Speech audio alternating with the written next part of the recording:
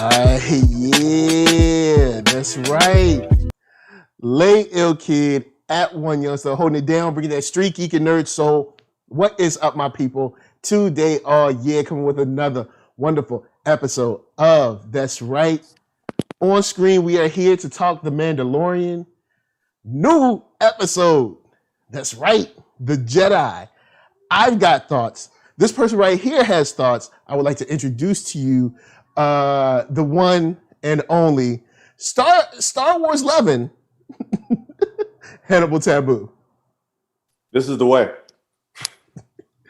Man, so we're in episode 5, and we haven't had Hannibal on since we talked before the season started. So real quick, give me, tell me how you feeling the season so far. We're about just over halfway through. So how you feeling about midpoint?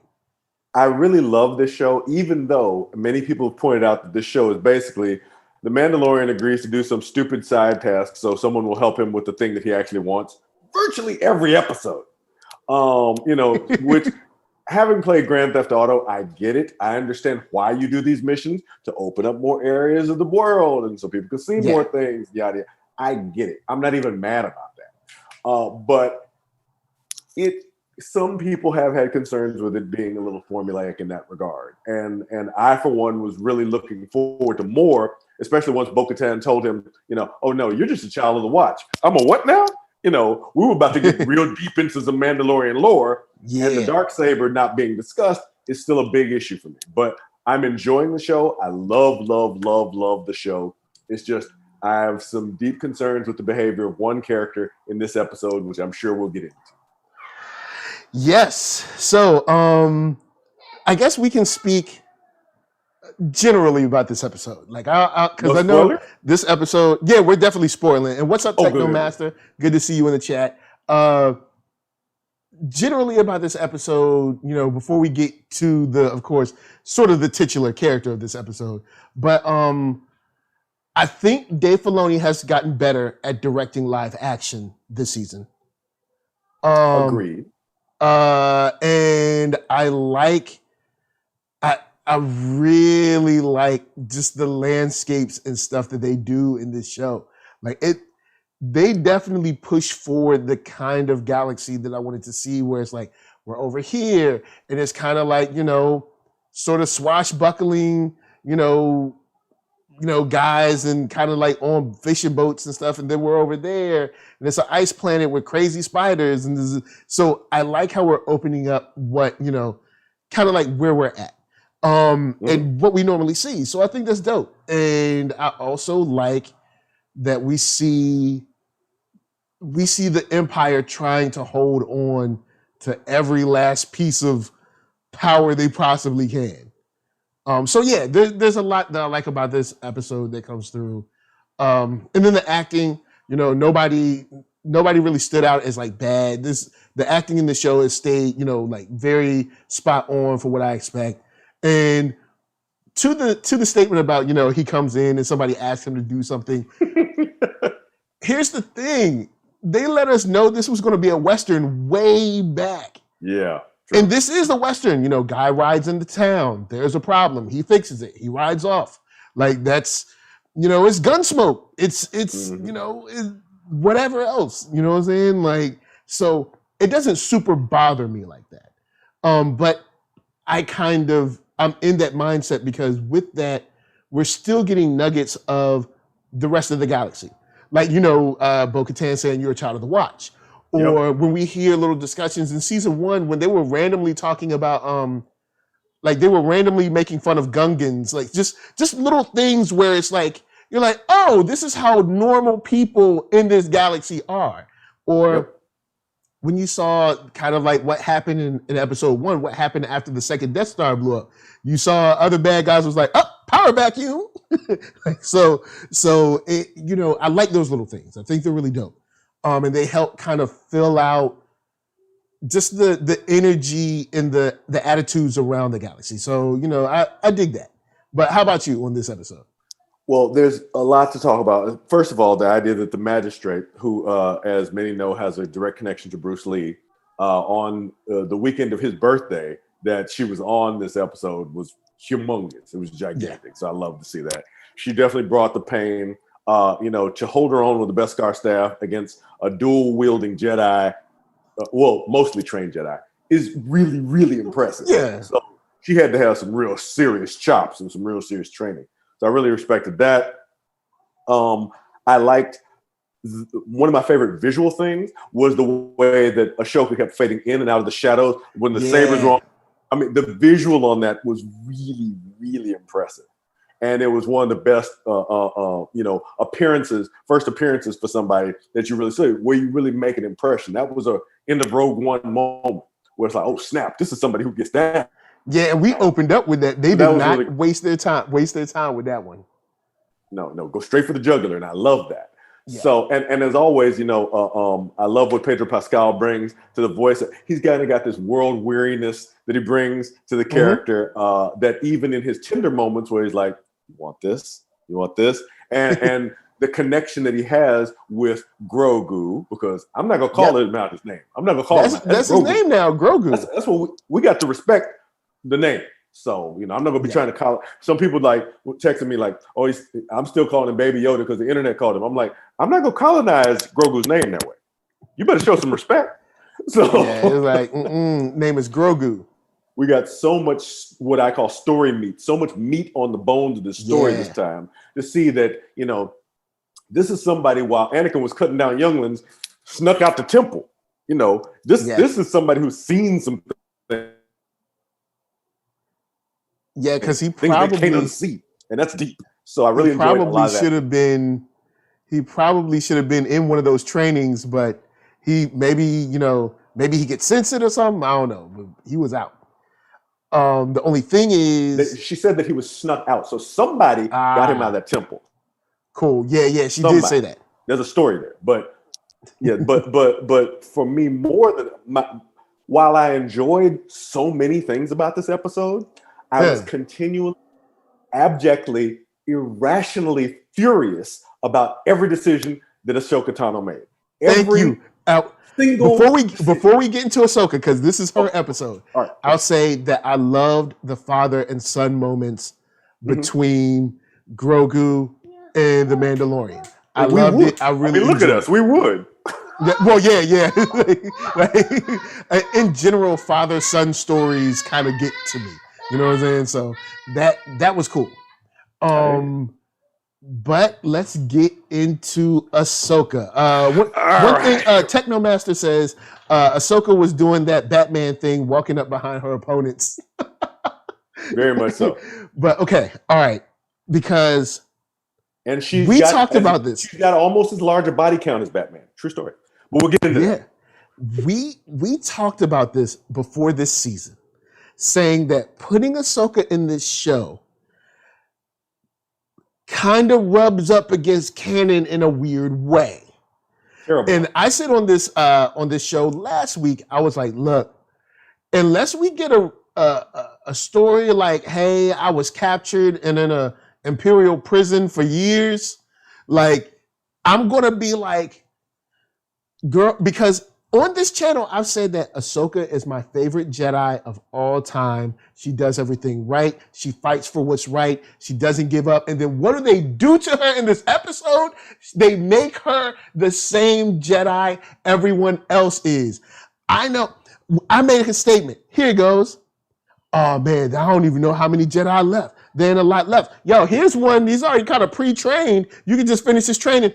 Nah, I ain't going to train him. Because I can't. Like, let me go even harder than that, okay? We know canonically that this is after Endor, right? Yes. We also know canonically, according to the sequel trilogy, that everybody in the galaxy now knows that Luke and Leia are the children of Vader, the children of Anakin Skywalker. Everybody knows that. Moreover, Luke's last name is Skywalker. Yep. So he's flying around the galaxy, and we know this from canon, we know this from books. He's flying around the galaxy looking for Force sensitives to restart the Jedi. And we also know from canon, he's going to get it drastically wrong. He's going to screw it up. Because if only he had the chance to talk to somebody who had some insights into this. If only he had a chance to get the holocron that Hera had on the Ghost You know, if only so many people had given him just a little more information, then maybe Starkiller Base wouldn't have blown up 5 freaking planets. Man, this Dave Filoni's need to have Ahsoka in this show has turned me around on her so sadly, but turned me around on her so negatively. Because, pull it in. Let's hug. Come on. Hug it out. Hug it out. Come on. You're with me. Now the question, now the question is, now the question is, where were you? You talk about Yoda. Yoda could commune with people. Why didn't no one commune with you? Did you cut yourself off from the Force? What have you been doing? It's been years. I know you knew that there was a rebellion of some sort. You're out here fighting Empire people. What have you been doing? She was in the rebellion. Remember, she helped start the rebellion. Yeah, you helped start the rebellion. Where were you? Now, okay, let's say the war is over. Where are you now? I can see you saying, oh, snap, the war is over. You know what I'm saying? Let me go. Let me come resurface. Be like, yo, y'all need some help? I'm here. I was back then with Sabine and stuff. We got it popping at the beginning. You know what I'm saying? You know, hang on, wait. I have a call here. Yes? Okay. Yeah, I'll tell him. Okay. I got Ricky Ricardo. He says she got some splaining to do. Man, I'm so angry about it. And I shouldn't be. I should be like, yo.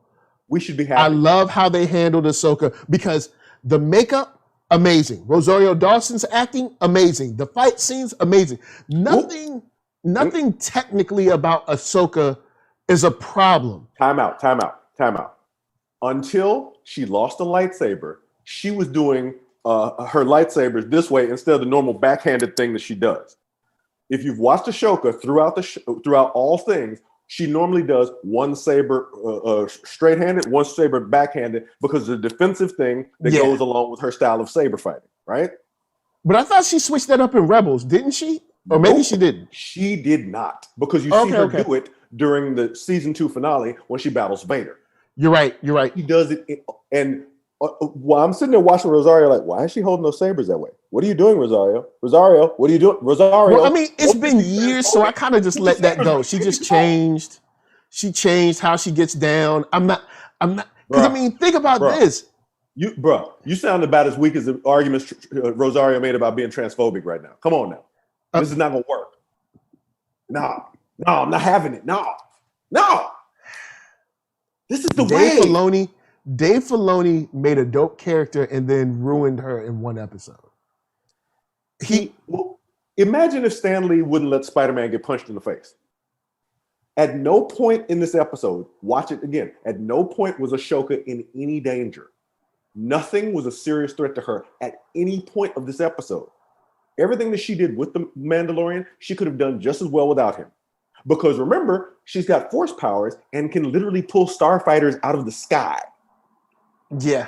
She could throw buildings if she feels like it. That's another thing that in Star Wars, it gets me because I know that if I was part of the stunt team or whatever, I'd be like, or the directorial team or whatever, there are way more interesting things we can do with essentially telekinesis.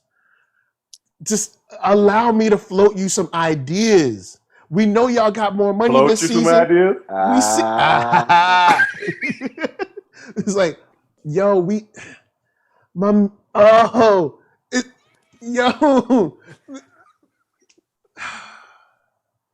Now, I will say one thing that I like that Ahsoka did. At the beginning, Magistrate is like, what's she say? Oh, these people are going to suffer. And she's like, they're suffering already. And that, I like that. I'm tired of people falling for you're going to kill people. It's like, dude, you already killing people. All right? You're not going to get me to get scared over this. You're going to kill them anyway, whether I show up or I don't. So miss me with the whole like, oh, well, it's going to be one person, 10 people. Look, you're going to kill them anyway. Remember, she walked back in the room. She was like, start going door to door. Like, so you was going to kill everybody anyway. Like, okay. If you listen, if you watch, and as sad as I am about it, because here's the thing. This show is The Mandalorian. I love Yeah. Din Djarin. I love everything that he's doing. I love his lone wolf and cub relationship with Grogu. I love all that. Yeah. However, Ashoka's presence and the presence of, as he says, this order of enemy sorcerers, Yeah. brings forth the problems that Luke brought up in The Last Jedi. If you look at the history of the Jedi, it is one of failure, one of arrogance, one of, because there's so many points where she could have been like, all right, you know what? You need this kid trained. You should go check out my master's son. He's working on something. And matter of fact, he might be able to use your help. Matter of fact, you can give me a ride. Because while I'm chasing Thrawn, and that's super important, I'm not going to deny that keeping Thrawn out of the things is not a super important thing to do. Thrawn is one of the Chiss ascendancy, and there's a lot more than him. So most people in the Republic don't know that. You might want to send somebody an email, drop somebody a line, holler on the hollow. Y'all got hollow Skype, and y'all ain't doing nothing with it. Come on, man. What are we doing? What are we even doing? I understand Grand Admiral Thrawn is here. Do you think it's a good idea to track him down on your own? Why would you track him down on your own? Come on now. Why wouldn't you reach out to some of the rebellion? I don't get... Okay, this idea that the Jedi have to like literally hamstring like... Wait, and here, let me step in. Let me step in as your local resident Sith advocate. Let me step in and tell you this. Every Jedi ran when push came to shove and they had to choose between making a hard decision and taking care of their own sorry butts. Every Jedi ran. Luke to Ahch-To, Obi-Wan to Tatooine, and Yoda to Dagobah, and now Ashoka Tano off in the outskirts of the mid-rim, hiding from galactic public and doing whatever the frick she wants without oversight, without involvement, without communication. That's the arrogance of the Jedi that brought them down. And that's the thing that I loved about Ahsoka, is because she did what was right. Even when other Jedi were like, yo, we can't do it, we can't get involved. She was like, no, this is the right thing to do. I'm going forward. Just like you can't have the ending of the Clone Wars when she meets Anakin and Obi-Wan, and she's like, I don't work for you no more. So look, here's how it's going to be. You are not my supervisor. I'm going to go stop this dude because y'all know good and well y'all need to be doing it. You can come or you can stay. Whatever you going to do. That's the Ahsoka that we left. Even when we saw Ahsoka later on in Rebels, you see her handling business because she's stepping up because no one else is there to do what needs to be done. And that's why I've always loved her. I need to interject a point here that's bothersome, okay? There's a canonical Marvel comic that shows Luke and Leia, where Luke was struggling after Empire Strikes Back with his challenges about, am I a Jedi? Am I evil? My father's Vader, apparently. What am I going to do? Yada, yada, yada. Mm-hmm. And the two of them walk into a big rebel meeting with Hera and Zeb. Now remember, Hera's got a Jedi holocron sitting on her ship, minding its own business. She's not even using it. She don't even know how to use it. But at any point, did she be like, hey, Luke, I see you got a lightsaber. You know what? My baby daddy had a lightsaber. I bet you he's got some other stuff you could use. My baby daddy. I'm just saying. All right, now shouts out to Antoine Allen. Says they were very arrogant, even building their temple over an old Sith temple. Like, what the H? And it's true. It's true. It's like, Palpatine rolled up in the like, don't call it a comeback. What? I've been there for years. And then the only ones that this angers me about the Jedi, because the Jedi are dope, but they just look at what Ahsoka did. Give in to your anger. Ahsoka said, it gives you focus. Ahsoka said, take this man to like Typhon or whatever, take him over there, sit him on the seat, and maybe a Jedi will reach out to him. You right here. Wait, even worse than that. What, a Jedi like you? What, someone else who's going to give up on him?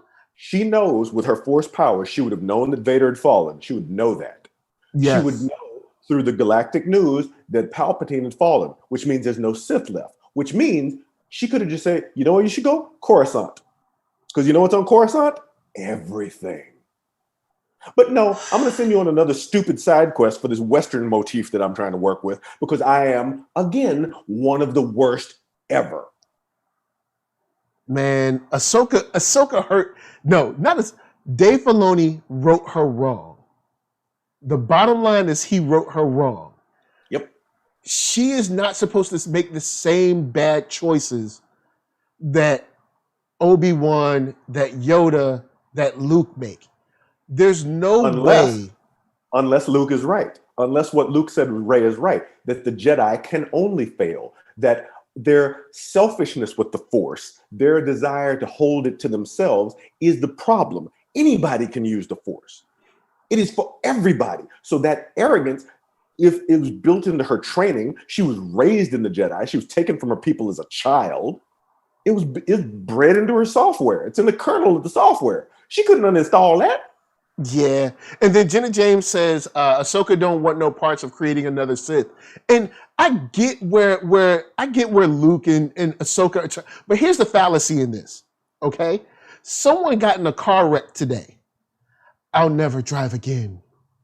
When my son gets old enough, I cannot let you learn to drive because someone has died in a car. Like, come on, man. Come on. Like, look, That's this dumb. whole idea that That's dumb. one person went bad or a couple people went bad, so let's just give up. Well, okay, if you're going to give up, then really give up. Throw away your lightsabers, take off your cool gear, and just wear a regular shirt and go work at the corporate office or something. Don't be sitting around fighting. Why? There ain't no need to fight because people just gonna be evil or something. Because let's look at the numbers. Let's look at the numbers. Out of 10,000 generations of Jedi, you want to know how many left? 21. 21 out of 10,000 generations of Jedi. Of those, 2 turned into Sith. Only 2. Check the numbers. So I'm just sorry. I don't know if they didn't teach math at the Jedi Academy or nothing, but Ashoka's numbers are off. She's real off. Before I even, I'm sorry, because this is really what really makes me angry about it. Before I get into the fact that, there was an entire galactic civil war that was fought without her from before Yavin until after Endor. And she shows up with Sabine at the end of Endor, like, yo, what's good? Let's go see what Ezra's doing. Shut your entire face. That joint also messed with me too, because like at the end of Rebels, I was like, hold up. This is after Endor? Hold on. So where were y'all? What were y'all doing? Now, of course, someone could say, oh, they were chasing after Grand Admiral Thrawn. What's your proof that he's still alive? Let us know. Let us in on it. Because for what we know, Space Whales was like, poof, be gone. Remember that window was open. So they were in vacuum. So there's very little chance that Thrawn, without force powers, now we're saying Leia could do it. So Ezra might be able to pull it off. But Thrawn, without force powers, what evidence is there that he's alive? Look. I know you want this Lone Wolf and Cub story to continue. But the way you had the music playing like he was really going to send him off, like, don't do all that. Don't even do this episode because you actually undercut one of the better characters of all canon. Like, and I love Grand Admiral Thrawn, but guess what? I made peace with the fact that he was either out in wild space or dead or whatever, but he was not able to get back. And that's cool. My dude, come on, man. Here's the thing. And I said this before even Rebels finished. I said that unless 3 people die and we're certain that they're dead, hopefully by his saber, Vader has failed in everything that he's ever accomplished. I said those 3 people were Aurra Sing, Asajj Ventress, and Ashoka Tano. Aurra Sing, we know, got killed by Beckett. Yep, because Beckett said that the fall killed her. He just pushed her. We know that Asajj Ventress was killed in some foolishness with Quinlan Vos. We know that because it was in a book. Okay, fair enough. Yeah. And Ashoka Tano, by all rights, should have died on Malachor. She should have died in that Jedi temple at the end of season 2 because it would have been the biggest possible thing. for them to, for Dave, and I'm not even gonna say that, for Dave Filoni to chicken out and do some timey-wimey, wibbly-wobbly to pull her out and survive from that temple? No, that's the, from a writing standpoint, that's the weakest cop-out possible. It's weak sauce. And especially because he knew that he could not introduce her into the events of the original trilogy in any significant way. He's only keeping his toy that he loves to play with so he can play with it. That's bull. Yeah, you're getting into that hubris that like messes your own story up. Now, shouts out to Jenna James, says this episode was too good. I kind of hope they don't spin off Ahsoka and they just have her show up and help Mando every now and again. Luke is definitely going to have a presence. Bringing in Thrawn is genius too. I don't mind Thrawn being here. The only thing is, what's your explanation going to be? Like, because now it's like Dave Filoni doesn't need to be on this project. I'm sorry. Nope. He don't need to be on this project. Too emotional. Because Thrawn is my favorite Star Wars character. Yes. Period. Me too. But if Thrawn is dead, let him be dead. Because if you bring him back, that changes things, Here's the thing. Here's something, but I'm less mad about Thrawn than I am about Ahsoka, honestly, because Thrawn always was working two missions. He worked for the Empire, sure, but his main mission for the Chiss Ascendancy was to see if they could help him with whatever the real problem is out in wild space. The thing that Palpatine said for years was the actual reason why he shut down the Republic, to save everybody from whatever the real problem is. In Legends, that was the Yuuzhan Vong, or whatever they were called. I can't remember how to pronounce it. But we know that that's not the case now. The story group has said it's not going to be them. Whatever is out there is still out there in new canon. And I would allow if Thrawn was like, you know what, I got to deal with this real deal out here with the Chiss Ascendancy. Y'all on some foolishness. That'd be a completely different party. But whatever's happening in the galaxy proper is truthfully, especially based on what we now know from the sequel trilogy, stupid. It's a stupid, repetitive waste of time.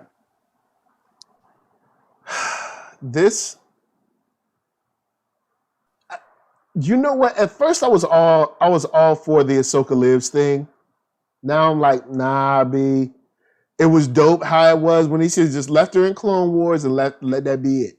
Even have like almost a full episode of a fight scene between her and Darth Vader, and then her fall at the end of that. And then maybe even a moment where it's not like a tender moment between them two, but a moment where you see him pause before he walks off, where it's like, that's really the last link. That's it. I done made my choice now. That would have been dope. You would have had her fall, and then you wouldn't have this weird thing. What's the dude in the video game? You could have sent him to the dude in the video game. Ain't he supposed to technically be part of the story? Fine, that's somebody brand new, and then he could be like, I don't know, or the Fallen Order guy. I think it's the Fallen Order. Yeah, the Fallen Order guy. Yeah. But he could be like, oh, I don't know, I'm not good enough to train him. Take him to the building or something. But Ahsoka, man, look. All right, so check it. Technomaster says some of us are thinking that Grogu misled Ahsoka. Grogu may be pulling the same bait and switch that Yoda pulled on Luke initially. He is well aware of what is going on. He has his own agenda. Maybe, but that is a reach. Yeah, I don't see it. Maybe. I mean, because here's the thing. Maybe. I have a 10-year-old now, right? Okay, I have a 10-year-old because Grogu, if they live to be about 900 years old, Grogu is maybe 10, right? Except he's pre-verbal, so he's actually younger than that. So, sure, when she was 5, my 5-year-old was wily, she was clever, she was inventive, but was she really going to game me in a way that was going to do on some galaxy level stuff? Nah. We're talking about a woman that handled Darth Maul barehanded. Come on, man. Like, and Antoine Allen said the character's name is Cal, so thank you. Cal Cestus. You're right. Thank you, Cal. Thank you. But yeah, man, the way they messed up this character, and it's weird because everything else was dope. The acting, her like verbal cues, her facial expressions, the fight scenes, all that. I'm cool with everything. And then I'm like, why did she choose? Because I'm thinking she's going to be like, cool, I got him. Like when she first sees him, I'm more interested in this guy. You know what I'm saying? That would have been maybe someone she's like, you know what? I got him, no problem. This is where I'll be if you ever want to see him. And then cool, we can get Grogu now and then. But then we can go back to I'm a lone soldier doing my thing. Blam, blam, blam, blam, blam. Pow. Yeah, I would have appreciated that a lot more because this felt to me like, imagine you got your Thanksgiving dinner, right? You got your lovely plate. It's got the turkey. It's got the dressing. It's got the everything that's right? And then your white Aunt Karen comes in with that raisins in the potato salad. Man. And she not only does it, she slaps it in the middle of your plate across everything. You know what you got to do with that plate? What do you have to do with the plate, Mike? What do you got to do with the plate? You got to toss it. Or either, now I ain't gonna front, depending on what's already on the plate, I might try to surgically with a fork and knife try to like uproot it. Mike, like, you can just go get another plate. Go get another plate. It's Thanksgiving. It's like, I just finished this plate, man. I just finished it. Go get you another plate because them raisins in that potato salad ain't going nowhere. And that's the thing that because I'm enjoying The Mandalorian so much. Yeah, but myself. As Thrawn once said, this Jedi deviltry has just, corrupted my experience so much that I can't focus. I want, again, the Darksaber, whoever holds the Darksaber, because it was taken in the Siege of Mandalore, can change the path of the Mandalorian people. The children of the Watch and Bo-Katan and the real Mandalorians or whatever. Yeah. There's either a reconciliation or a battle there that needs to happen, much like the original wars on Mandalore. And that's really super interesting. Thank you. Now, if you bring in this Jedi shenanigans, I don't want that. I don't want Jedi shenanigans because they're all brand. There's not even a blueberry one in the mix. Well, the ones that aren't brand are dead. Quinlan Voss is gone. Mace Windu's gone. Those are the only two that was, you know what I'm saying? Yeah. Man, it's disheartening. Very much so. Because Jenna James says the idea of scattered Jedi, Thrawn, remnants of the Empire, etc. It's all the books and video games I grew up on remixed. Moff Gideon is working for Thrawn, then And see, that's another storyline that I'm interested in. Wait. That's I'm the problem. interested in. That's the problem. Stormtroopers that are force enhanced. I'm not mad at that. I think that's a cool idea. That is bring in the Dark Troopers. That's fine. I'm good with that. Whatever. I don't have a beef with that at all. My issue is Moffs don't work for Grand Admirals. Grand Admirals work for Moffs. Oh yeah, you're right. I am more often than not. It's the other way around. Yep. So yeah, and Antoine Allen says I'd like to see more of the Mandalorian story play out. I would have preferred to see Baby Yoda, Grogu, later on. Drop him off, but they got to sell toys. They got to sell them toys, yo. So it's like I did have to stop myself from buying a Grogu in the store. I saw it, I reached for it, and I barely stopped myself. I was like, I don't even do that. That's not even who I am. What am I doing?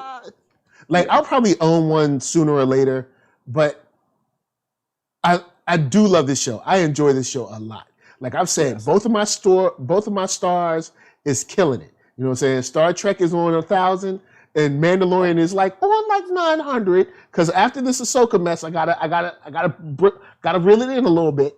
Yeah, but I still enjoy it. The Dark Troopers, the whole thing around that, the opening up what Mandalore is with like the Watch, because like when they pulled their mask off, I mean their helmets off, dude was like he was about to start blasting. What y'all do? Like who said y'all could do this? So I like it. But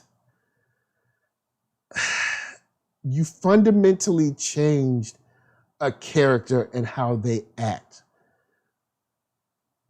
Yeah. Maybe even if Ahsoka couldn't train him, I would be cool with Ahsoka taking him and be like, look, I can't train him, but I know exactly where to take him. You know what I'm saying? That's fine. But she completely shirked her own responsibilities as a Jedi. But how Jedi supposed to continue? How Jedi supposed to continue? First of all, Ashoka would point out, as she did in Clone Wars, as she did the end of, as she did, she's no Jedi. She's not a Jedi. So first of all, true, she's not, but she is.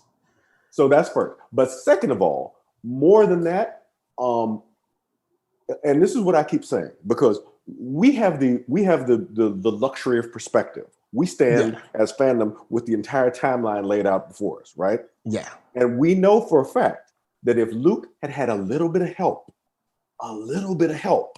Starkiller Base would not have happened. 5 planets with billions of people would still be alive. Yep. And moreover, the First Order would have never come to be without Kylo Ren.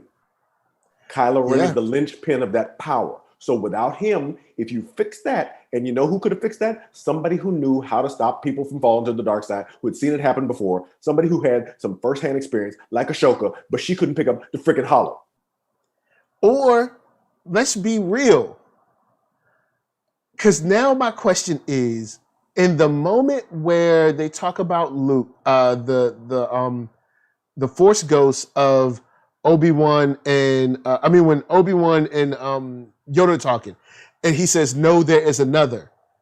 Is he referring to Ahsoka now? Like, no. Well, hang on. Well, first of all, let's get into that. Let's dig into that real close. Because now I'm like, how many other people was there like 40 Jedi left, and y'all ain't say nothing? Like, yo, Luke, it's all on you, dog. It's like, man, it's like 50 other people could have did this. If you really want to get into it, there is a problem, because the Inquisitors and Vader failed their central task of murdering Jedi. They failed it because we have Cal Kestis. We have the sister who was played by Deborah Wilson in that video game. She was also a Jedi that was not taken down by Order 66. There was Kanan Jarrus that was not taken in that initially. Yeah. Ezra Bridger. Even though he was a kid, so maybe he just kind of slipped out because he was a kid at the time. Exactly. We have Grogu, who was a kid who slipped out. You know, we have there were in current canon, there were no fewer than 6 Jedi with some training already that had happened that were loose in the galaxy. So when Yoda and Obi-Wan were talking about that, they were talking about their specific plan to weaponize and radicalize the children of Anakin, because they knew how strong he was with the Force. They knew that all these other Rudy Poot, the cutesy Jedis could not, they wouldn't stand a chance. There's no way that Ser Junda or Cal Kestis is going to walk up to Vader and be like, "Oh, I got you." No, you don't. And then also there's no emotional tie there to help get the edge up either. So yeah, I guess so. But okay, let's say Return of the Jedi is over, right? Mm-hmm. Why not show up to Ahsoka in a dream or at night when she around the campfire, the little lantern or whatever, and be like, "Yo, Ahsoka, look, we just want you to know. The order just fell." And she'd be like, "Oh yeah, I heard about that. You know, thanks, Master. You know, let me, old school, let me know what's up." Be like, "Look, here's the deal. Luke is a Force user. He's a Jedi now. We trained him, you know what I'm saying, from beyond the grave. We need you to link up. It's time to form like Voltron again. You know what I'm saying? We need your help." Or you know what? I would even be down with the idea that Force Ghost Obi-Wan put me on a mission to do XYZ, and that's why I wasn't here. I'd be down with that. But we don't know what she been doing. I guess just chasing after Thrawn. But there weren't more pressing issues, my dude. Hang on. Outside of the Force, Force Ghost Yoda has said that he has a better view of the timeline than he ever had in his mortal coil. Okay? So he knew stuff was going to go down, right? If that's the case, if they could get her on the dream line and holler at her that way, send her on or the Force Ghost line, then either A, were they saying, "We're okay with these 5 planets worth of people dying for some other great Force cause that we think is cool. Screw those people. They're suffering already, whatever." Or based on what we saw in her characterization in this episode, is it more likely that they were trying to get through in the dream, and she says, "I'm sorry, I can't be reached in this dream right now. Please leave a message, and I'll get back to you when I freaking feel like it. You suckers who tried to frame me." Click. But they've kind of. I mean, they didn't try to frame her. They just didn't work extremely hard in trying to defend her. But from what even we see in the end of Clone Wars, it seems that beef is squashed-ish. You know what I'm saying? They're not best of friends, but they're at least on speaking terms. You know, they can at least say, "Hey, Ahsoka, what's up? Jedi need you." I ideologically appreciate that, but when you look at how many minutes Janet Hubert is actually in that new Fresh Prince thing, squashed-ish, it ain't really squashed, is it? Nah, man, that joke was for sit up there TV. next to Daphne Maxwell Reid, be like, "Girl, they wasn't sitting on that couch together. There was a seat available, but she did not sit on it. That joint was for TV, and Alfonso wasn't even there. Like, so, like, yo, there was like, look, the people need it, so let's just do it. The people need it, let's get it done. You know what I'm saying? You know, let's get it done for TV. So, oh man. And Technomaster says, but are Jedi all knowing about the presence of other Jedi? The galaxy is a big place. The Jedi, yes, but what I can answer that question. The Jedi have a sensitivity to certain disturbances in the Force. They can sense when major shifts happen, when major things. So, for example, if every light of every Jedi had gone out in the galaxy and there was just the two, it would be super easy for them to know, right? But as noted, there are 6 lights walking around at least. So if one of them winks out or one of them winks on, a Jedi is sensitive enough to know that, even if they've mostly and truthfully, Luke talked a lot of trash, but if he was able to get over that thing at his old age, he's still using the Force. So yeah, and you know, it's frustrating because in Last Jedi, a movie that I actually enjoy, I love it. Luke, even at that age, needs Yoda to come and say, "Look, fool, the girl needs you. Train her. Why do I have to come here and tell you this? What are you doing? The girl needs your help. Would you get off your butt and do something?" Like, look, all right. You know what would help him more? When Kylo Ren says, "Burn the past and let it die," or whatever. Yeah. Burn the past ways of the Jedi.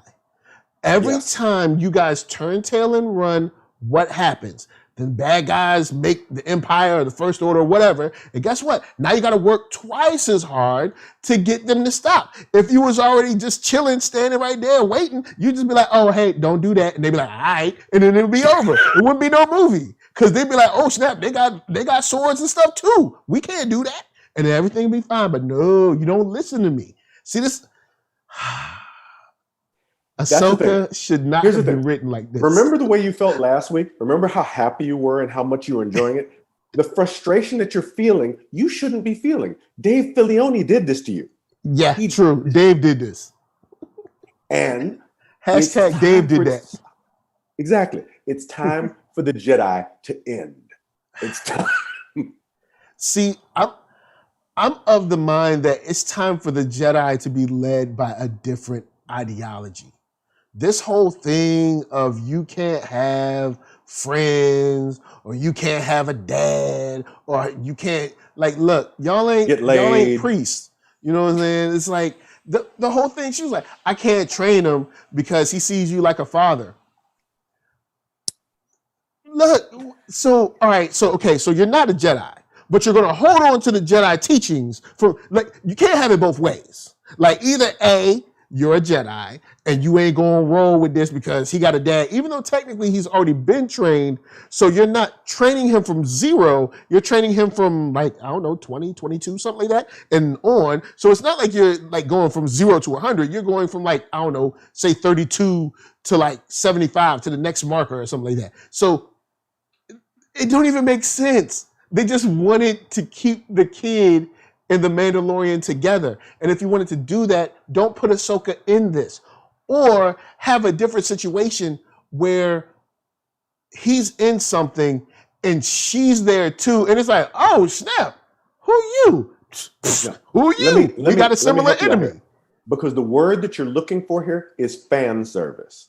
And the fan who was served more than anything was Dave Filoni. Here's the way to make it work. Here's what should have happened, right? When he got sent to this forest planet, there's not a Jedi there. There's a Jedi holocron there. Because Jedi holocrons talk. They're very chatty, and they have a lot to say. A Jedi holocron, which could include some training, which could include some information, would be much more effective and would allow you to wield all kinds of historical Jedi from all sorts of eras. You can do all kinds of shenanigans, and you know what you wouldn't have to screw with? Continuity a bit. But no, did they decide to do that? No. Dave was like, no, I want my toy to be in this episode. Mine, mine, mine. And now you and I are sitting up here cursing at this freaking Zoom. Because everything else about Ahsoka is dope.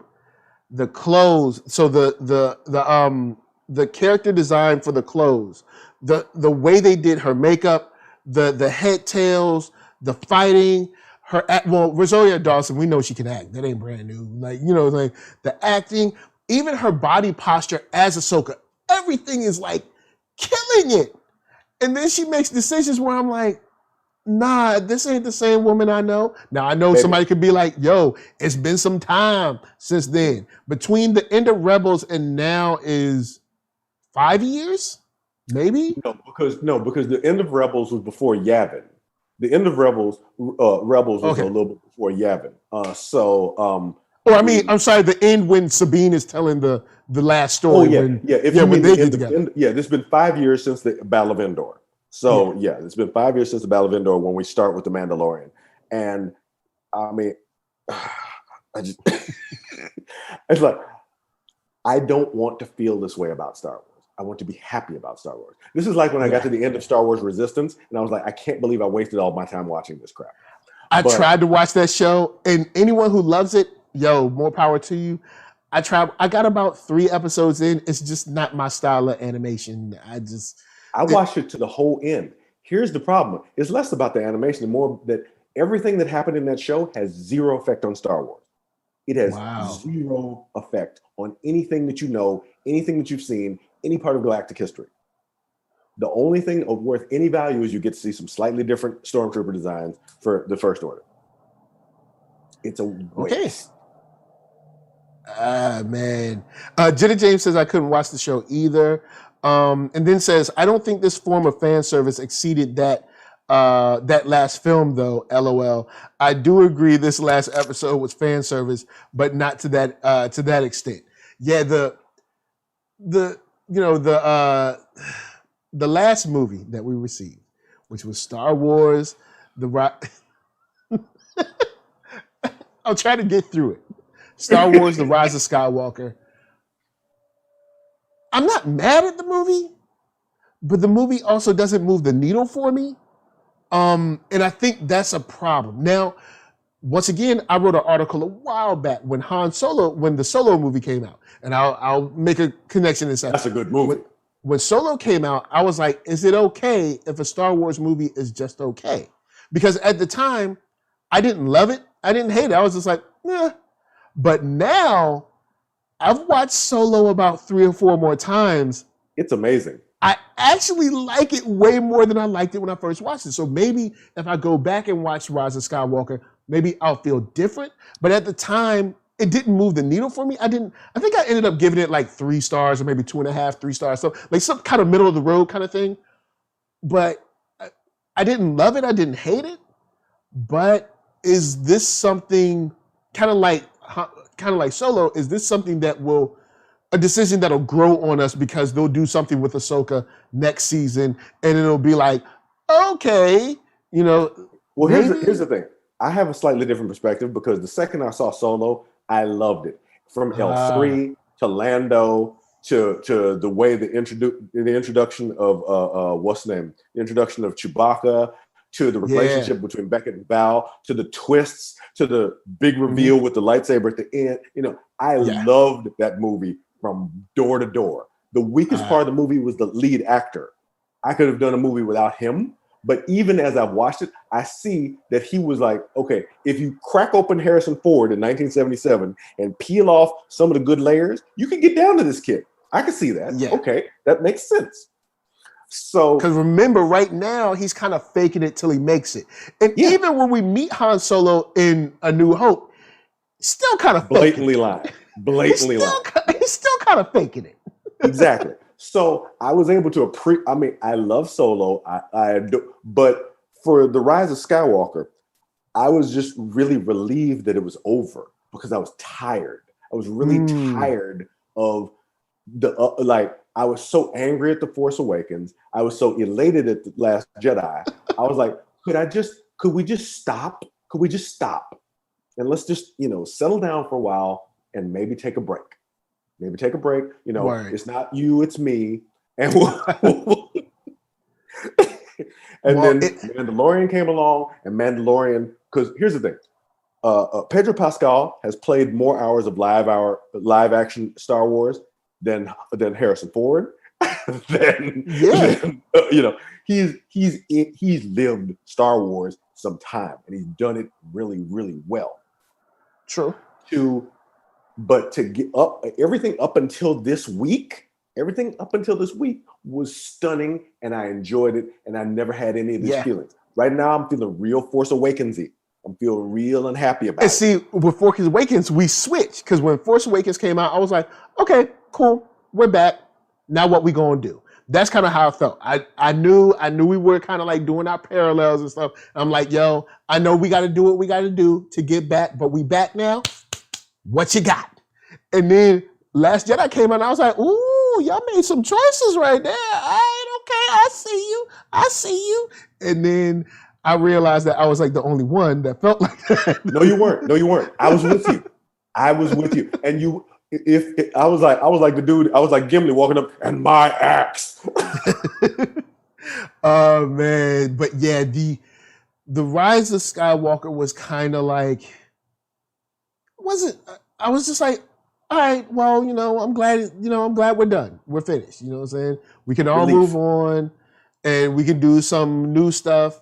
You know what I'm saying? Like Mandalorian, which I'm excited about. Even the idea of the rebellion, the New Republic now, with Kara's character saying like, who did you lose anyone? And she was like, I lost everyone.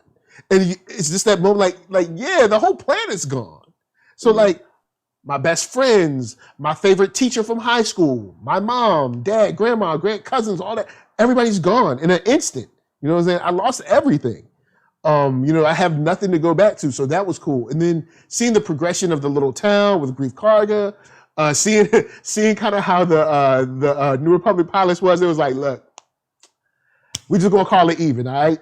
You helped us a little bit, we helped you. He's like, yo, can you help fix my ship?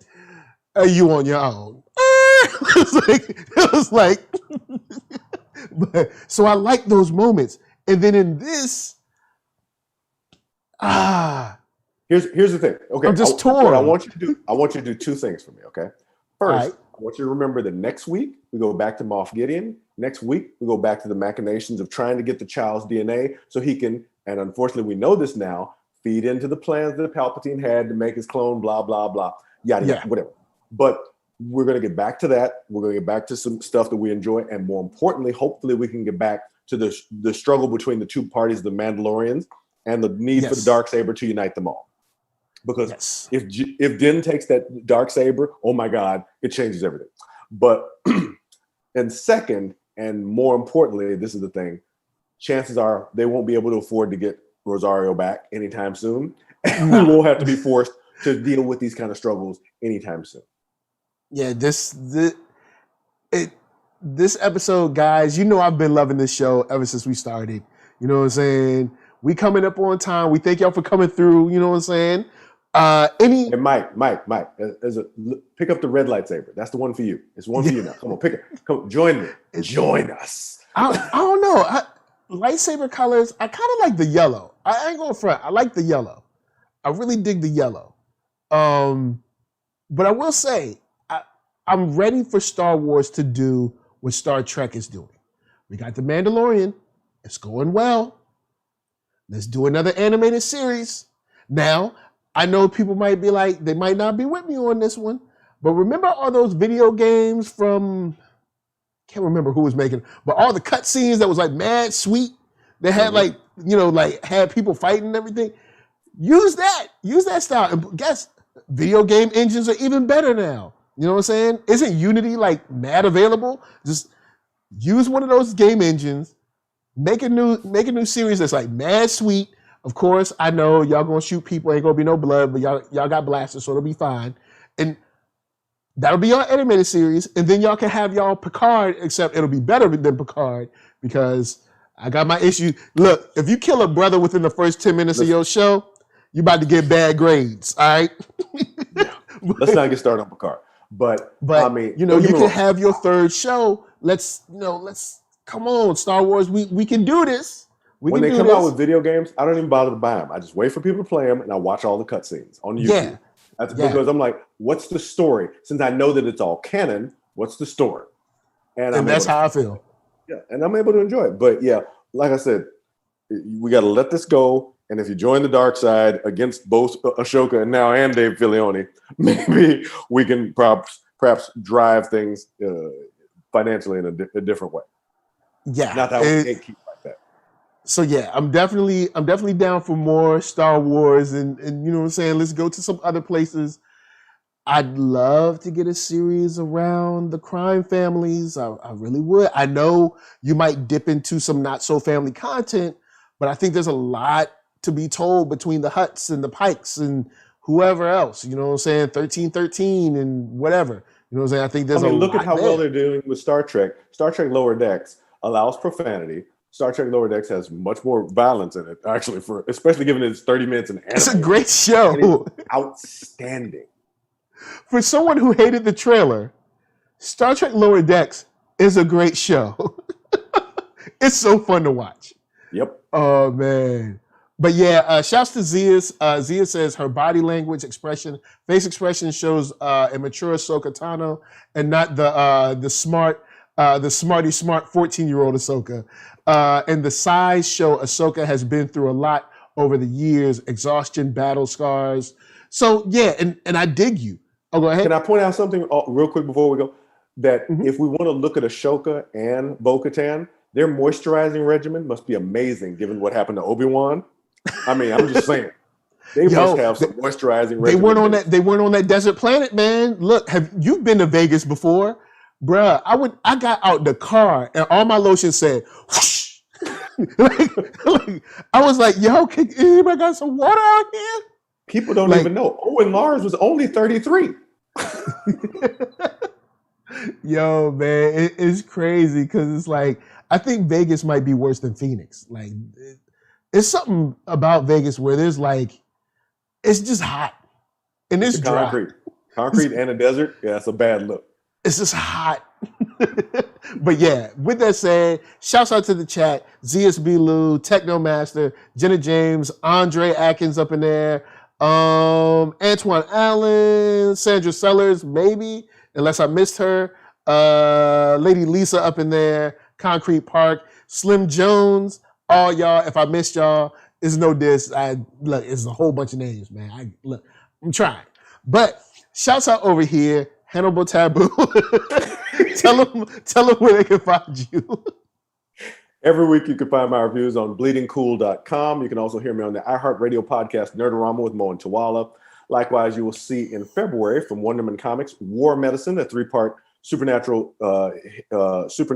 historical fiction miniseries, and from Humanoids in April 2021, you'll see MPLS Sound, co-written by Joe Illidge, which is going to be set in 1982 and 1983 in Minneapolis around the time of rise of Prince.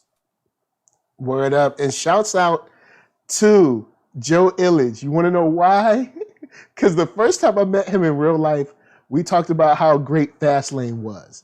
And if you don't know about a show called Fastlane. I love Fastlane. Fastlane was the bomb, all right? I love Fastlane. Oh, word? Cool. See, we can always... Yo, man, look, I grew up on cop stuff, not like Law and Order whack cop stuff, but like Propaganda. dope cop stuff, like Miami Vice, New York Undercover, Fast Lane, cool cop shows. All right, it's cool Propaganda stuff, light. cool cars. Oh yeah, it's like you got to be a bad guy so that you get the girl, but then you got to tell the girl that you're really a cop. But then she like, oh, my heart is broken, but then you still got to bring in the drug dealer. You know what I'm saying? Like those type of shows. But yeah, so with that said, guys, NERD, SOUL, Facebook, Instagram, Twitter, all them places. Thanks for rolling through. Hit that thumbs up if you like what you see. Hit that thumbs down if you don't. But you hit that thumbs down, I'm going to send Grand Admiral Thrawn after you because apparently he ain't dead. Right? Apparently he ain't dead. You know, he got sucked off into space. And now, I don't know, maybe he back. He was like, you can't stop me. So now he back. Podcast if you rather listen. Spotify for that music. Thanks for rolling through. And yes, Andre, Fast Lane should have gotten one more season. It ended on a cliffhanger. Yep. Look, so the only thing I found out about that show is that they said it was too expensive to produce, at least at the time. It was pricey. Yeah, it was a little bit pricey. But if you're adept at the Googles and the internet, you can find the first season. But with that said, I'm gonna leave y'all with Arcatron. That is ARCKATRON.com. Music is flames. Music is fire. From us to you. Till next time, peace. Until next week with Big Brother Almighty. We out. Oh man.